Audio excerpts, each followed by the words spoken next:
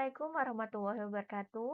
Saya akan mempresentasikan hasil dari ujian tengah semester mata kuliah Ekonomi Mikro, dosen pembimbing Joko Suryanto, SEMM CPOD. Presentasi ini berjudul Ulasan Kebijakan Mikroekonomi Indonesia sejak era reformasi hingga saat ini serta dampaknya. Sebelumnya, perkenalkan nama saya Eka Yuliani. Saya dari kelas MJ 101, PJJ S1 Manajemen Universitas Siber Asia.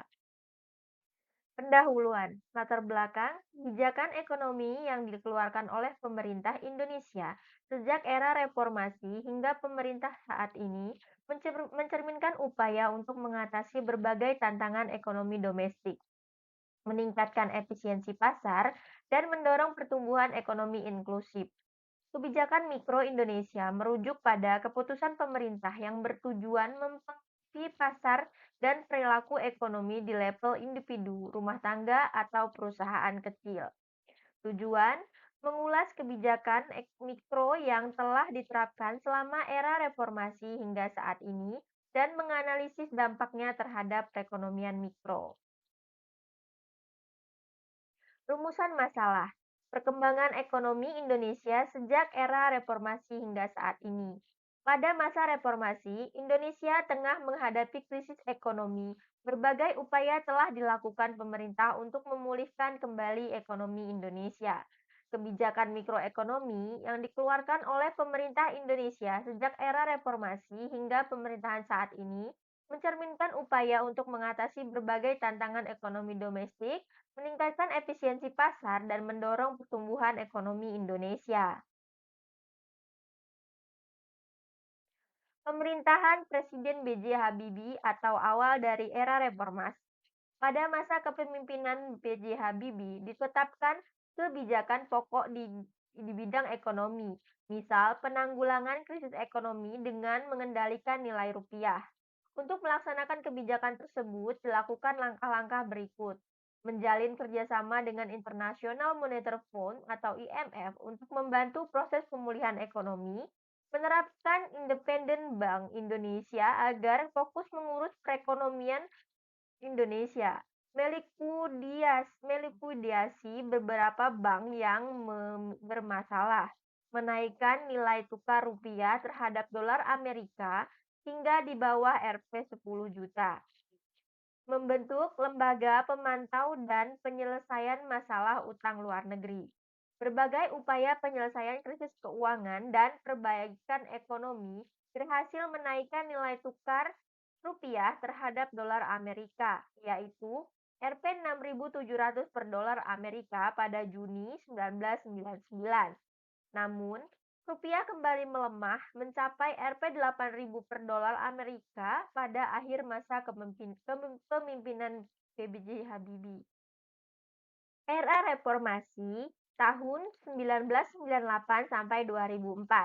Pada era ini, Indonesia menghadapi krisis ekonomi yang sangat parah akibat dampak krisis moneter Asia tahun 1997 sampai tahun 1998. Salah satu kebijakan mikro yang signifikan adalah restrukturisasi sektor perbankan dan usaha kecil menengah atau UKM. Pemerintah melalui Badan Penyihatan Perbankan Nasional atau BPPN melakukan restrukturisasi bank-bank bermasalah untuk memulihkan kepercayaan masyarakat terhadap sistem keuangan. Selain itu, pemerintah juga mulai memperkenalkan program-program pemberdayaan UKM seperti kredit usaha rakyat atau KUR dalam bentuk awalnya. Fokus utama kebijakan mikro adalah memberikan akses pembiayaan kepada pelaku usaha kecil yang sebelumnya sulit mendapatkan kredit dari bank. Dampak kebijakan mikroekonomi di era reformasi. Yang pertama, pemulihan kepercayaan pasar. Restrukturisasi perbankan membantu mengurangi resiko sistemik di sektor keuangan sehingga menciptakan stabilitas ekonomi. Peningkatan akses kredit. Program pemberdayaan UMKM meningkatkan kemampuan usaha kecil untuk berkembang, meskipun implementasinya masih terbatas pada tahap awal. Yang ketiga, efisiensi pasar. Dengan adanya reformasi di sektor perbankan, efisiensi pasar meningkat karena alokasi sumber daya menjadi lebih baik. Era Presiden Susilo Bambang Yudhoyono atau tahun 2004 sampai 2014. Masa pemerintahan Presiden Susilo Bambang Yudhoyono dimulai dari tahun 2004 sampai 2014. Di masa pemerintahannya ada dua wakil presiden yakni Yusuf Kala dan Budiono. Pada masa pemerintahan SBY, kebijakan mikroekonomi lebih fokus pada penguatan daya beli masyarakat dan peningkatan produktivitas sektor real. Salah satu kebijakan mikro yang penting adalah peningkatan subsidi energi dan pangan, seperti subsidi bahan bakar minyak atau BBM, subsidi listrik, serta beras untuk rakyat miskin atau raskin. Selain itu, program KUR cakupan secara signifikan untuk mendukung UMKM.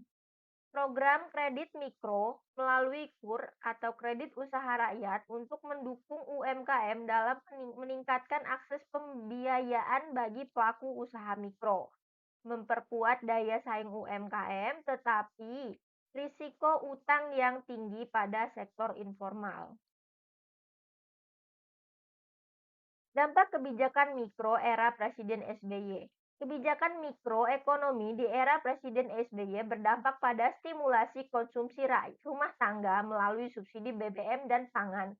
Meningkatnya daya beli masyarakat kelas bawah sehingga konsumsi rumah tangga tetap terjaga.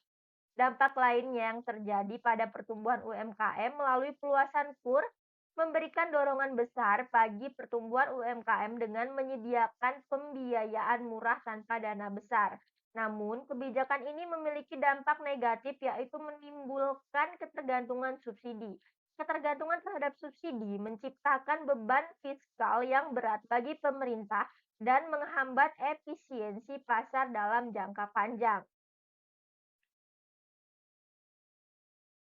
Era Presiden Joko Widodo tahun 2014 hingga sekarang.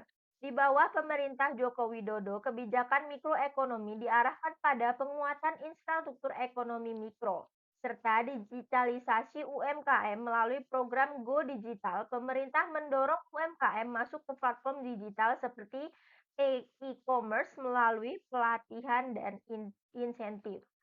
Selain itu, pemerintah juga melakukan kebijakan reformasi subsidi energi di mana subsidi BBM dialihkan sebagian besar ke sektor produktif seperti pembangunan infrastruktur dan pendidikan. Kebijakan lain yaitu program Kartu Pekerja sebagai respon terhadap tantangan pandemi COVID-19. Program ini dirancang untuk meningkatkan keterampilan tenaga kerja melalui pelatihan online sekaligus memberikan bantuan langsung tunai.